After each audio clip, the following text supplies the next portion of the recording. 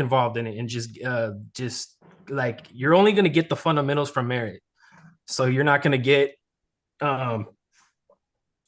going to get everything. And I know I kind of just jumped right into this slide. I didn't really, I mean, I let VV kind of introduce me. So, I mean, yeah. So, I mean, if there's anything else now, I mean, okay. So I started off at Merritt College, and I did the cybersecurity thing. Um, I was also doing all the extracurricular stuff. So I was doing the code path, the NCL every year. And I was, studying every night to put in the extra effort just to make sure that I was really grasping all these concepts that they were giving us, because it's really because of the how condensed everything is. You have to put in the extra effort. And unfortunately, I know a lot of people didn't have time. I was fortunate at the time because I was on unemployment, and then I kind of pivoted into a role at Merritt College as an IT support technician, and then then I was able to get a little bit of training on fundamentals and networking, and which I kind of helped bring into the pen testing realm. But I also have a background in web application. When I was like 15, I used to, hang around some CTF sites, hack this site, and I used to do some of the challenges, like basic SQL injection and cross-site scripting and stuff. And, so I kind of had like a general idea on how to do this stuff. But yeah, I mean, I didn't know there was any potential for a career at the time. So I was pretty amazed at that. And then yeah, so that's that. I got a security internship at Robert Half. I started off actually initially doing pen testing. They didn't have any internal penetration testing teams, that they were outsourcing all the work. And I kind of just was kind of working various assignments, whatever I can pick up. Now I'm gonna tell you that as an intern, if you guys ever do land an internship, uh, one thing to note: they will spin your wheels if you let them. Don't you'll just sit there at your desk, and then your internship's up, and you're just gonna be on. You're just gonna be let go and on to the next thing. Be proactive. Go up to people, ask them. What do you need help with? Uh, Try to come up with concepts, just come up with ideas, even if you feel like your question is stupid. uh you know there's no such thing as stupid questions. Just ask questions, show interest, and potentially you can. So from there, and I was not doing penetration tests, and I was just.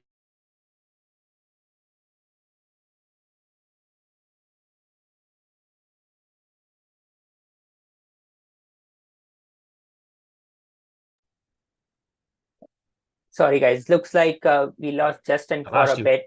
Okay, yeah, we lost you for a bit. Are you also I still sharing here? your screen? Yeah, Okay, you're back. Justin. I don't know where I left off at. Uh, you were describing your journey. Man, Are you able to hear okay, us, Justin?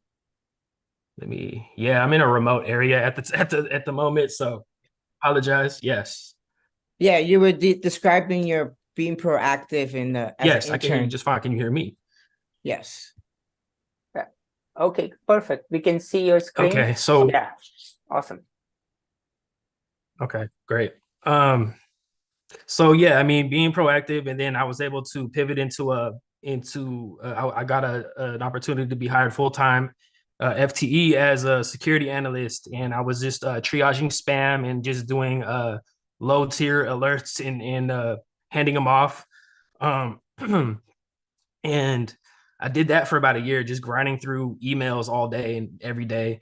Um, and then I when things came to play, I was able to kind of suggest things to people, like, hey, maybe you should look at this or fix this. And I kind of showed my value, to where my manager felt like I had the potential to build out our penetration testing team. So so that's where I kind of just I began kind of doing a stretch assignment, um, working on while I'm doing security analyst work in the blue team, I'm kind of working towards building up a red team. So that being said, yeah, I mean, today we actually have like 5 people now, and we have a pretty consistent red team operation. We have, we got back to back work. We got pretty much the respect of the company where they're kind of just keeping us busy day to day, and it's nice right now. We're in a good position. That being said, yeah, I mean, like I said, just you got to really take the initiative sometimes in this stuff, and because they will spin your wheels, and they'll ignore you. You can't wait for them to try to get you in there. You gotta take that action yourself. Um, so what makes a good penetration tester? So, um, yeah, of course, technical skills, right? You got to have proficiency. You got to know networking, operating systems, scripting. You kind of got to be a little bit knowledgeable in everything, like a jack of all, but master of none almost. Because you're always it's the learning never stops. Every day you're going to be learning new stuff. There's just too much to know it all. You can have a focus in one area. A lot of people specialize in certain domains. Um, I have a pretty good skill set in web application, but also Active Directory. So they kind of assign me to when it comes to certain avenues, assignments in regards to that.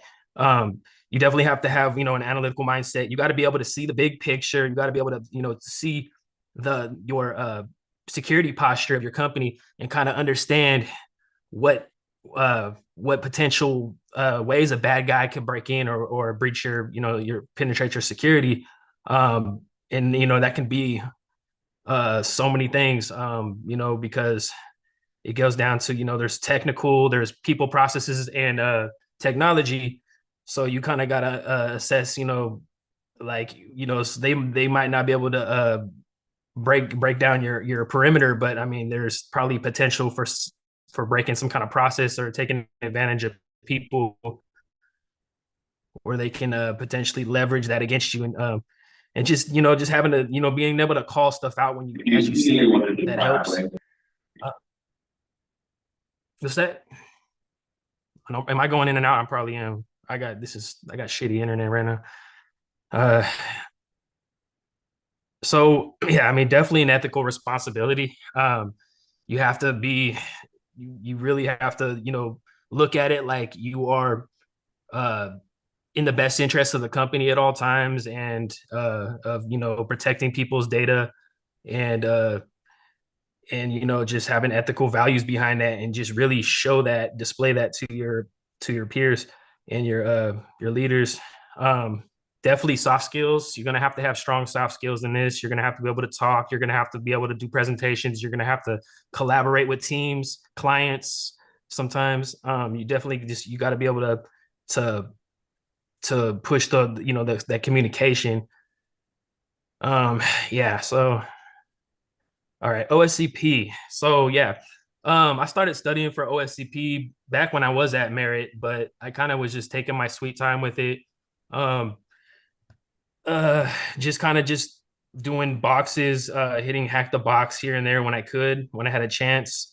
Why is it significant? I would think because I mean now OSCP is an entry level cert. Don't get it messed up, but it's something that it's seen that you kind of understand the big picture on what a successful penetration test engagement looks like.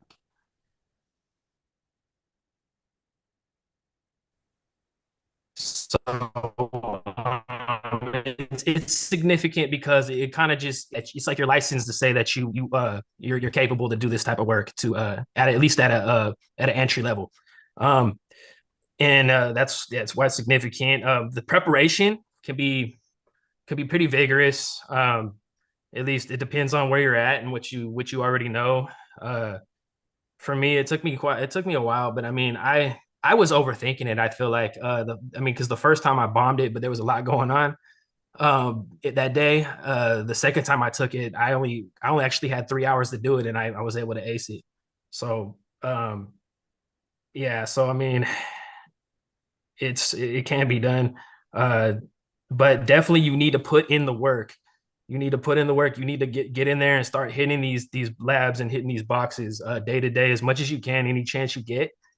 Um, Bug bounties are also very applicable. That's more on the web application end of the deal, but there is actually infrastructure related bug bounties. Um, Even I understand there's red teaming too. Uh, Big part is, yeah, I mean, study material and resources. Yeah, I mean, like I guess that's more in regards to like having you're gonna have to have your tools. You're gonna have to have, a decent laptop. I started off at Merit. They gave me one of those loaners days. I'm sure you guys probably upgraded by now. But when we had it, they were just giving these lack of a better word, POS. And but I mean, it was something. It was better than nothing. So definitely, but having the right tools for the trade is very important. So, get a good decent laptop that can handle virtual machines. So you can sit there and you can just, start playing around with your own labs, building out your own environments. I did all that. I built my own Active Directory environment. I've done it in AWS, and I've done it in a VirtualBox and VMware. Just to just sit there and just play and just kind of learn. Once you learn, if you know how to build it, then you can learn how to break it, and that goes a long way. Another thing important is taking notes. I use Notion for taking notes. I kind of starting to move over to using Obsidian a little more, because Notion I can't, because I don't have an enterprise license. I can't do my day-to-day job stuff through it. So Obsidian is locally stored database, and really take notes to everything that you learn in Fiverr. You're gonna be able to go back and, like, when you actually write it down, it's gonna sink in a little better. Um, and then another huge part of OSCP, and I feel like the reason I bombed the first time was because time management and exam strategy. I sat there for like almost 6 hours going down a rabbit hole. My first time on OSCP, just going like I fit like everything stood out, like this was the path, but I spent entirely too much time on like a few things that I found. And you really have to. I was told the 15-minute rule is kind of spend like 15 to 20, unless you're pretty confident, but don't spend no longer than like 30 minutes on one thing, and just move on to the next, because OSCP is rabbit hole city, and they will throw a lot of curveballs at you, so you got to be mindful of that. Um, and just kind of just keep shifting, because in the exam itself, there's going to be quite a bit uh, it's not going to be like straightforward as like a try hack me box. They're gonna throw like a bunch of services at you. You're gonna see FTP open. You're gonna see HTTP. You're gonna see maybe a Kerberos, and you might have a Windows box. You're gonna see stuff like that, and it's gonna be rabbit holes, and you just gotta learn how to where to you got to know how to kind of just eventually it's pattern recognition, and you'll start be able to pick up on the patterns, and you'll see kind of where you kind of end up. So it just takes time and experience, just doing the boxes. But yeah, definitely that. Okay, so do we got time? V, do you want me to run through a couple of these labs? You guys hear me all right? Yeah, we hear you fine. Okay, got quiet. All right. Yeah, do the labs. Okay, cool. Yeah, I got these here for you. Oh man, my my virtual box is still initializing, and I put it up an hour ago. Not an hour ago, but about 30 minutes ago. So waiting for this guy. Um, Probably would have been fast.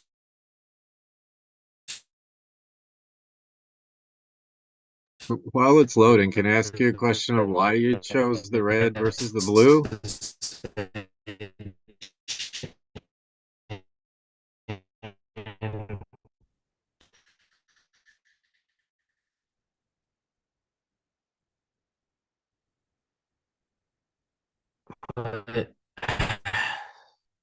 seems like it's going. Yeah, I've always had the hacker. I don't like looking at data all day, like large. That's not my kind of cup of tea. I more prefer, you know, the the more attractive approach. I mean, I know a lot of people, feel like penetration testing is the more attractive end of it, but blue team is more important, and you probably have a more secure job. You'll probably, I mean, if you're a good blue teamer, you're probably going to last for a while. Penetration testers, I mean, you have to be on top of it every day. So, and there's a lot of competition, and there's a lot of people that are trying to come up in your place.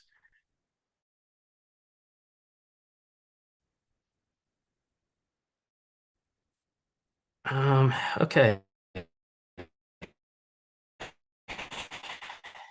So supposed to be real basic. I think I got a IP here. It's 1010 185. So try hack me. I've done a few of these. Try hack me. I mean, I really love the format of how they do it. I just haven't really got deep into the try hack me stuff myself. I'm more like I started off doing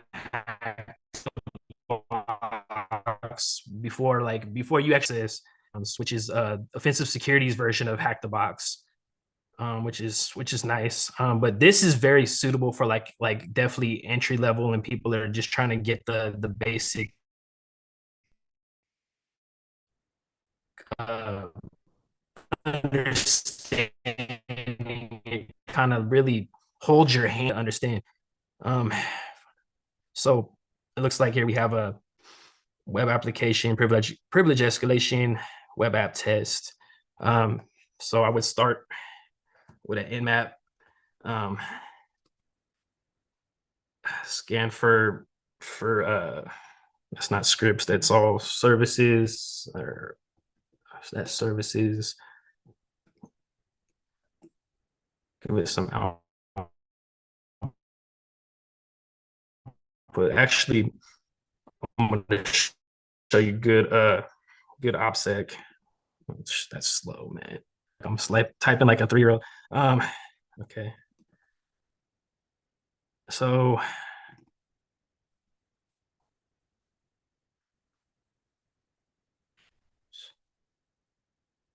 then do an nmap of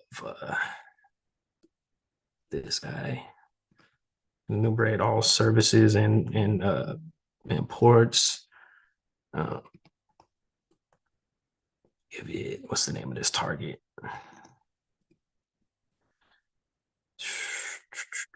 What is it? Basic.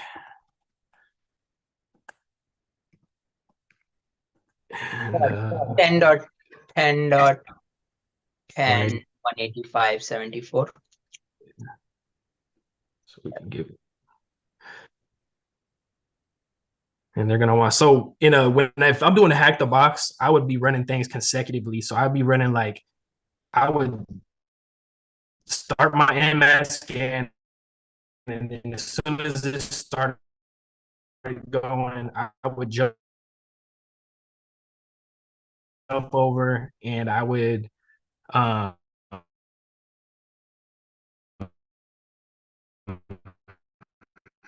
immediately. One. Let me see here. Damn it.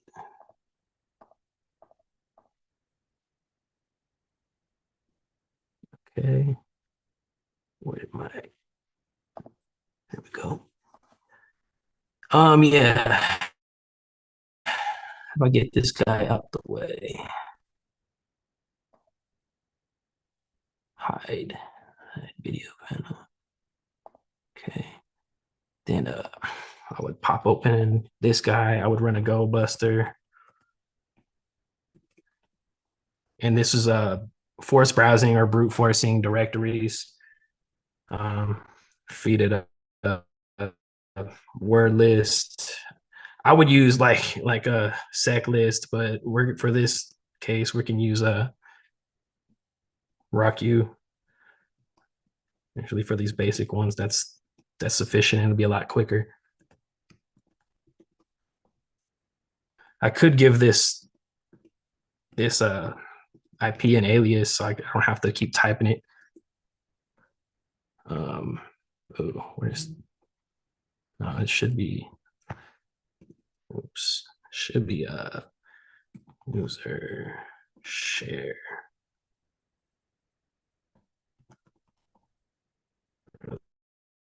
This thing with the S.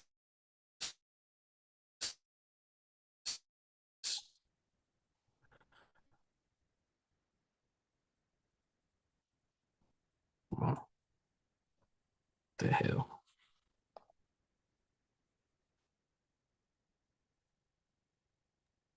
Is everyone following Feed some it? parameters. I should have made it like more quiet. So If anyone this is has a bunch of questions, feel free to ask them. Okay. yeah, please. Check the status. While we're doing that, usually I'm just gonna go on a guess because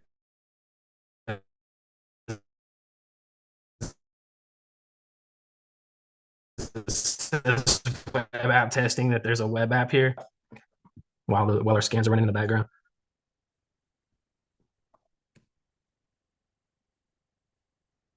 Let's see. Usually the first thing we can do here, let me if I can blow this up.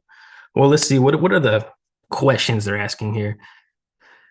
Deploy the machine, connecting. Okay, I did select that already. Find the services exposed by the machine.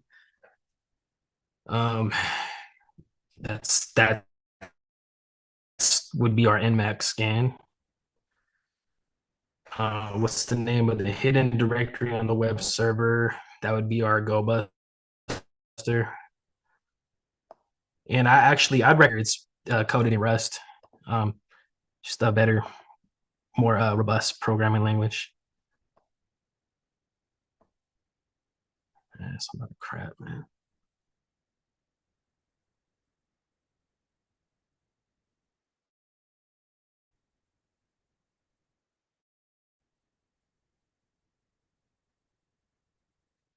It's weird. I don't like that.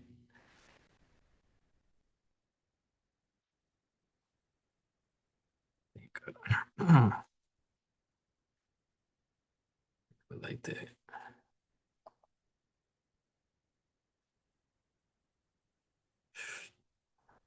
That's gonna take 22 minutes, man.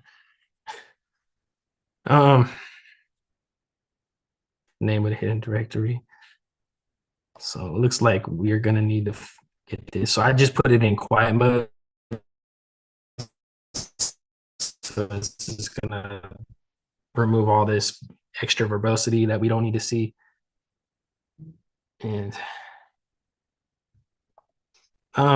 for the sake of time, I mean, how much time do we have? Because I mean, if this is gonna take a while, I can skip ahead because I do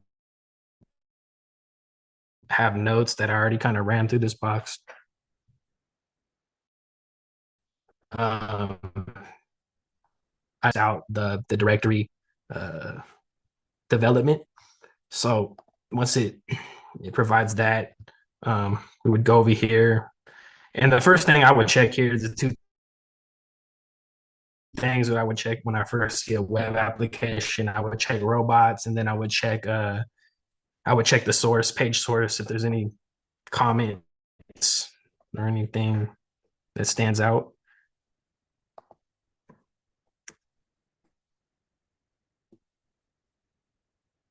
Okay, so two text files.